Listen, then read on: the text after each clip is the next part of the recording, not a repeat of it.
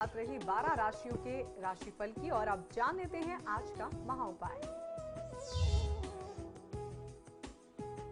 जी, आज का महा उपाय मैं आपको वास्तु दोषों को दूर करने के लिए कुछ सरल उपाय बता रहा हूं। अगर आपके घर में कोई भी बहुत बड़ा वास्तु दोष है जिसके लिए आपको बहुत ज़्यादा तोड़फोड़, बहुत ज़्यादा बड़े खर्चे बता दिए गए हैं, तो ऐसी परिस्थिति से बचने के लिए, और खर्च करना हर व्यक्ति के लिए आज की तारीख में बहुत ज़्यादा संभव भी नहीं बन पाता है, तो ऐसी परिस्थिति से बचने के लिए वास्तु दोष निवारण यंत्र आता है बाजार में। 4 बाई 4 इंच का बना हुआ ताम्र धातु का यानी तांबे का निर्मित ये वास्तु दोष निवारण यंत्र होता है।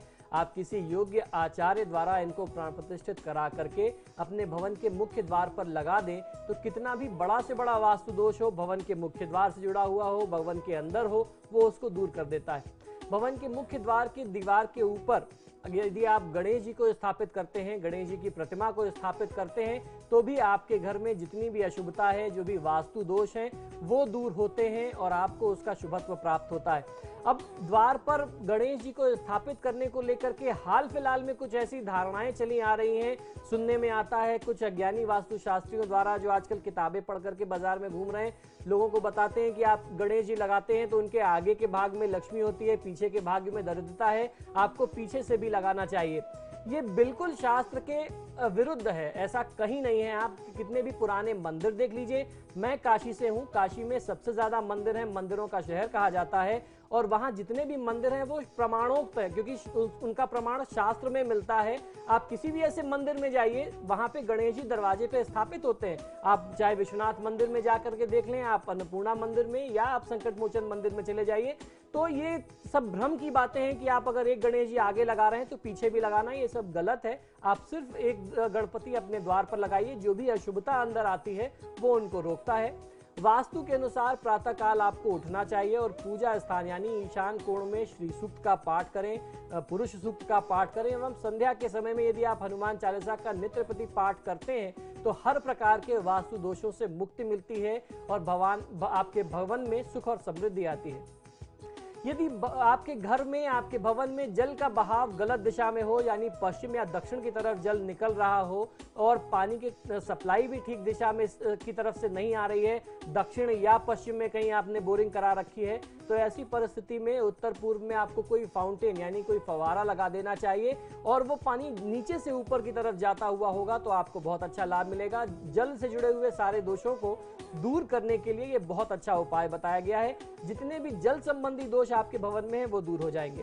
टीवी के लिए आज आप देखते हैं कि डिश लगाया जाता है छत पे, उसकी जो छतरी लगाई जाती है वो आपको ईशान कोण में लगानी चाहिए, या उसके बाद अगर कोई जो ऊर्जा की विद्युत तरंगों की जो दिशा है, उत्तर और पश्चिम का कोना, यदि आप वहां लगाते हैं तो भी आपको लाभ मिलता है। अगर वहां संभव ना हो सके तो नैऋत्य कोण यानी दक्षिण और पश्चिम के क्षेत्र में भी लगा सकते हैं।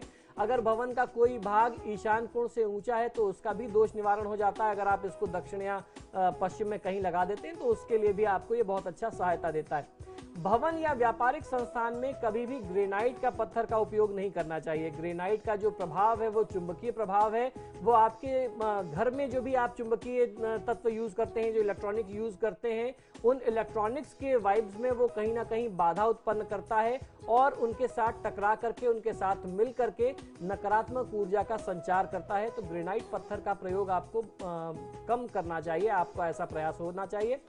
भूखंड के ब्रह्म स्थान में यानी जो केंद्र का स्थान होता है, वहां तांबे की धातु की पट्टी पर निर्मित करा करके वास्तु यंत्र या फिर ओम ब्राह्मणे नमः प्राण प्रतिष्ठित करा करके आप किसी ब्राह्मण से घर के ब्रह्म स्थान में स्थापित कराइए। ब्रह्म स्थान से जुड़ा हुआ कोई भी दोष होगा वो दूर हो जाएगा।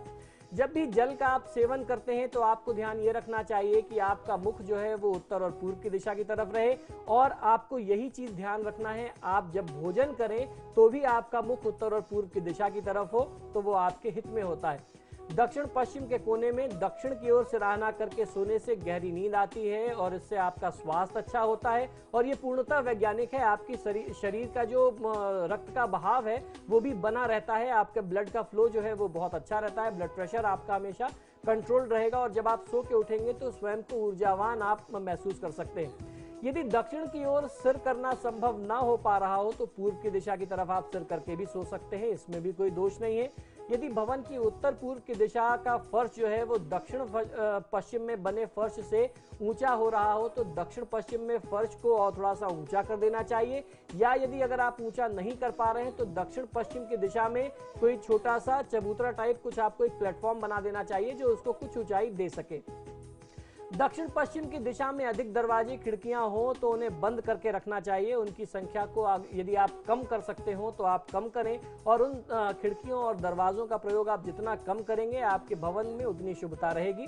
भवन के दक्षिण पश्चिम के कोने में सफेद या क्रीम रंग के फूलदान में पीले रंग का फूल रखने से, वहां पे ऐसे पुष्प रखने से परिवार के सदस्यों में जो वैचारिक मतभेद है वो दूर होता है और आपसी सौहार्द में वृद्धि होती है। आप प्रेम के साथ रह सकते हैं, तनाव के वातावरण से आप दूर रहेंगे।